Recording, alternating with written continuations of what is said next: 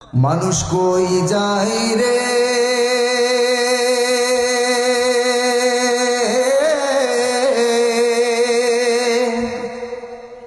দুনিয়া ছাড়িয়া, মসজিদের ওই পালকি আয়না দুলা দেয় সাজায়া তরে জনমের লাগিয়া। ঠিক না? কি বলবো, কষ্ট হচ্ছে না তো? মানুষ কই যায় রে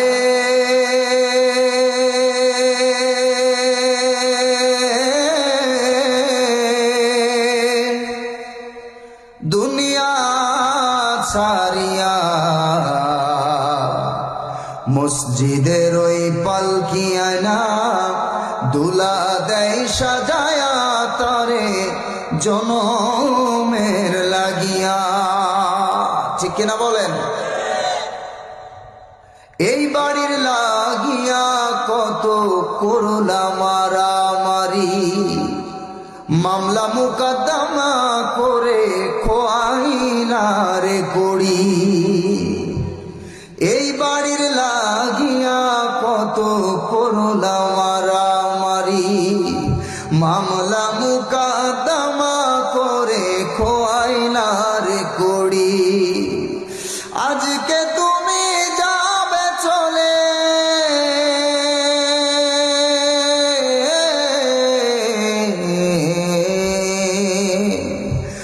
আজকে তুমি যাবে চলে সব কিছু ফেলিয়া,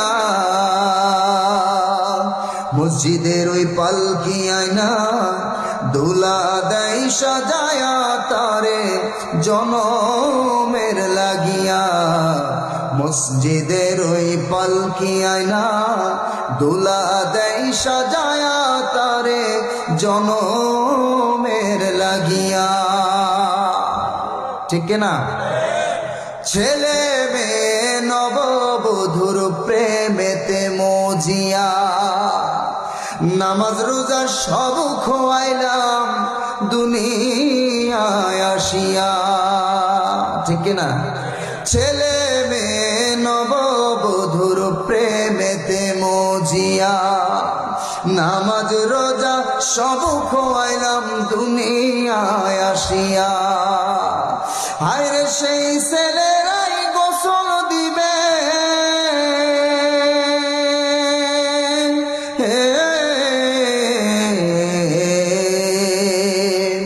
সেই ছেলেরাই গোসল দিবে মশারি টানায়া, মসজিদের ওই পালকি আয়না দুলা দেয় সাজায়া তরে জনমের লাগিয়া।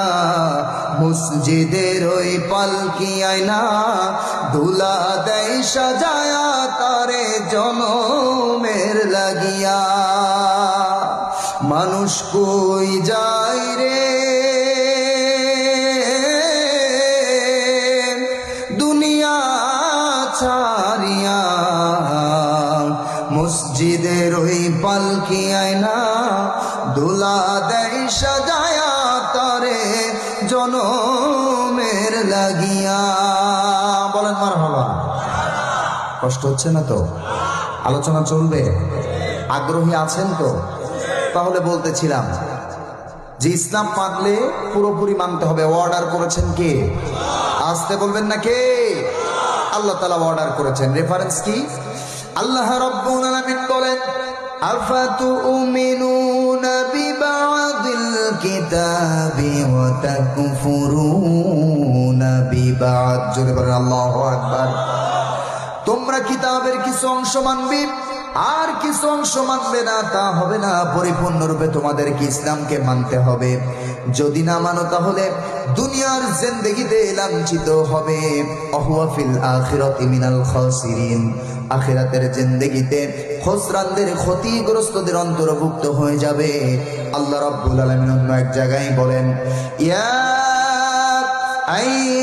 আইয়ুহাল্লাযীনা আমানু দুখুলু ফিস সিলমি কাফা ওয়া লা তাত্তাবিউ খুতুওয়াতিশ শাইতান শাইতান ইন্নাহু লাকুম আদুউম মুবিন। তোমরা পরিপূর্ণরূপে ইসলামের ভিতরে দাখিল হও। আংশিক দাখিল হলে আর আংশিক দাখিল হলে না, জেনে রেখে দিও, যেই লোকটা ইসলামের ভিতরে আংশিক ঢুকবে আর আংশিক ঢুকবে না, সে হলো শয়তানের ভাই। কার ভাই? কিছু শ্রেণী আছে মসজিদ মে নামাজ পড়ো আর হোটেল মে শরাব পেও। মসজিদে গিয়ে নামাজ পড়ো আর হোটেলে গিয়ে মদ খাও, আল্লাহকেও খুশি করো, শয়তান যেন বেজার না হয়। এই জাতীয় কিছু পাবলিক আমাদের সমাজে আছে না নাই? আসতে বলেন কেন, আছে না নাই? ইসলামকে অ্যাডজাস্ট করে মানতে চায়, ঠিক কিনা বলেন? এক বেচারি শেষ রাত্রে গরু নিয়ে আসতেছে মসজিদের সামনে দিয়া। শেষ রাত্রে গরু যারা আনে তারা কি কিনে আনে না চুরি করে আনে? এই কথা বলেন না। কিনে আনে না চুরি করে আনে? আনতেছে। ইমাম দেখে ফেলেছে রাতের বেলা। ইমাম বলছে, এত রাত্রে তোমার হাতে গরুর দড়ি কেন?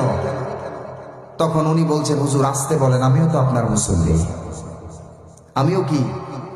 এই এত রাত্রে গরু কোথায় পেয়েছো? চুরি করে আনছি। কি করবা? বলে সামনে কোরবানির ঈদ, কোরবানি দেব। কথা কি বুঝতেছেন? কি করা গরু? কথা কন। চুরি করা। ইমাম বলছে, এই চুরি করা গরু দিয়ে কোরবানি দিলে তো কোরবানি হবে না। উনি বলছেন, কে বলেছে কোরবানি হবে না? আপনি তো এটাকে জায়েজ করেছেন। ইমাম বলেই পড়ে গেছে বেকায়দায়। বলে কি রে, আমি আবার কেমনে জায়েজ করলাম? বলে, হুজুর গত সপ্তাহে আমি জুমার নামাজে এসেছিলাম, আপনি কোরবানির ফজিলত সম্পর্কে যে বয়ান আপনি দিয়েছেন, এত সওয়াব, একটা পশুর প্রত্যেকটা পশমে পশমে একটা করে সওয়াব। তো আমি হিসাব করে দেখলাম যতগুলো পশম ততগুলো সওয়াব। তো একটা পশুর গায়ে কি একটা দুইটা পশম থাকে? এই কথা বলেন। অসংখ্য পশম, অসংখ্য সওয়াব, আর চুরি মাত্র একটা। চুরি কয়টা আর সওয়াব কয়টা? অসংখ্য।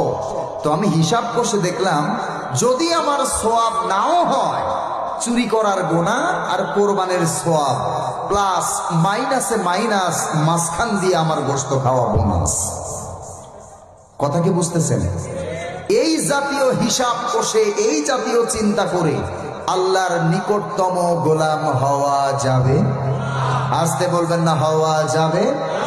সুদের টাকা দিয়া আর ঘুষের টাকা দিয়া হজ করে করে মরে গেলেও সেই হজ আল্লাহর দরবারে কবুল হবে? আসতে বলেন কেন, কবুল হবে না। ইসলামের জন্য আপনার জান মাল সবকিছু আল্লাহর কাছে বিক্রি করে দিতে হবে। জোরে কোন ঠিক কিনা? এই খরিদটা কে করেছেন? আল্লাহর জান্নাতের বিনিময়ে আল্লাহ পাক আপনার কাছ থেকে জান মাল সবগুলো কিনে নিয়েছেন। জোরে কোন ঠিক কিনা? সাহাবা একরাম যেভাবে নিজের জীবনের কোনো পরোয়া করেন নাই, রাসূল ডাকতে দেরি হয়েছেন, সাহাবা একরামের আসতে দেরি হয় নাই। জোরে কোন ঠিক কিনা? মুসলমান ভাইরা রে আমার, কথাগুলো অন্তর দিয়ে বুঝবেন। রাসূলুল্লাহ ইসলামের জন্য, ইসলামের যে প্রথম যুদ্ধ বদরের যুদ্ধ, রাসূলুল্লাহ ডাক দিয়েছেন। রাসূল ডাকতে দেরি করেছেন, কিন্তু সাহাবায়ে কেরাম আসতে দেরি করেন নাই। হুজুর ডেকে বললেন, ও সাহাবীরা, কে কে আসো? বদরের প্রান্তরে লড়াই করতে হবে, জিহাদ করতে হবে। জিহাদের জন্য কে কে আছে? তৈয়ার হয়ে যাও। ওরা সৈন্য সংখ্যা হলো 1000-এর ঊর্ধ্বে।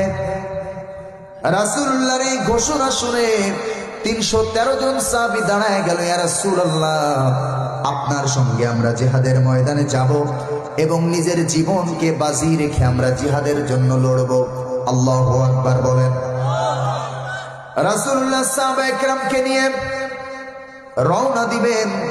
এমন সময় মদিনার আফরার 2 ছেলে, ছোট্ট 2 জন বাচ্চা, একজনের বয়স হলো 10 বছর আর একজনের বয়স কিতাবের মধ্যে রয়েছে 8 বছর। আপন 2টা ভাই, মাজ আর মুআজ, 2 ভাইয়ের নাম। রাসূলুল্লাহর সামনে এসে বলছে, ইয়া রাসূলুল্লাহ, জিহাদের জন্য নাকি সৈন্য প্রয়োজন।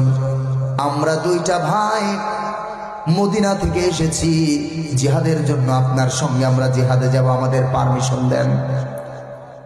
রাসূলুল্লাহ ডেকে বললেন, ও সাহাবী, তোমরা ছোট্ট মানুষ, তোমাদের ফিটনেস নাই, হাইট নাই, তোমরা তরবারি ধরবা কেমনে? তোমরা তো যুদ্ধ করতে পারবা